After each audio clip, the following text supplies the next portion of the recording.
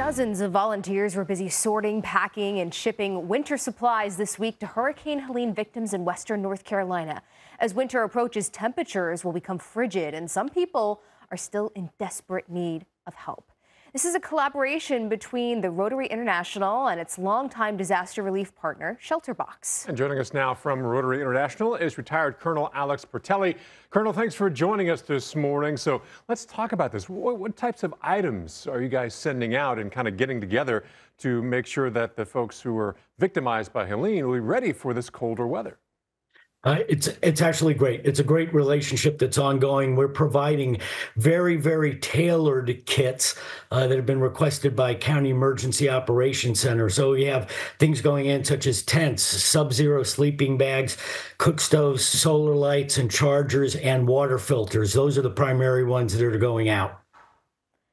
Are you planning to do any more events like this that are similar? As you know, the recovery process is not going to be, on the order of months. It's probably going to be on the order of years.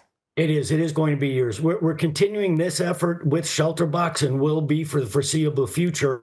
Simultaneously, Rotary districts and clubs throughout the United States are literally sending daily supplies to help us respond to other areas. For example, we have some areas that are already rebuilding, and so we're getting in supplies of building materials such as plywood, insulation, things of that nature, because different counties are in different areas, so we have to cover the entire spectrum. And we're more than a week into the month of November, but you couldn't tell by the weather. It's been unseasonably warm for much of this season to fall. Has that kind of helped in the recovery and kind of, I guess, ease the burden of losing so much?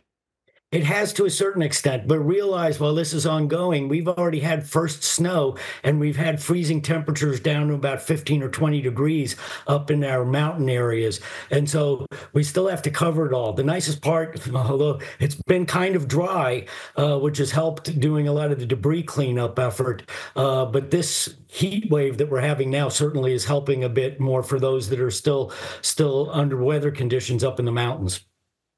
So it's been 6 weeks, hard to believe now, since Helene flooding altered the landscape of western North Carolina. Paint us a picture of what it's like for some of the communities there right now, 6 weeks post-Helene. Well, we still have areas, Asheville, for example, in Buncombe County is still pretty much without potable water, hence our water filtration systems. But we still have areas where the flooding was extremely damaging, and so they're dealing with those pieces in the aftermath. The biggest problem we're having is we have so many bridges and roads that are out that it's still hard to get to a lot of our communities up in the northern areas, particularly in the mountain terrain. And that is causing a problem with distribution, but we're working through all those as best as we can, Rotarians and everyone else. Well, let's talk about progress. I know school is back in session and many roads are now, which aren't washed out, are actually still drivable now, but are you seeing tangible signs of progress? Are people actually already starting to rebuild?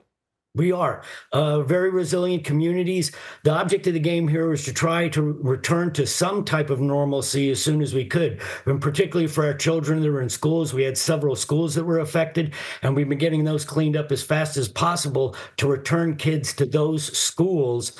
And again, just to make life a little bit bearable. Same thing with the supplies that we're getting out to help folks. So it's just a matter of helping everyone through those different stages so that we can get the ones needing relief to recovery and the ones that are in recovery into rebuilding so they can return to life as normal as soon as possible.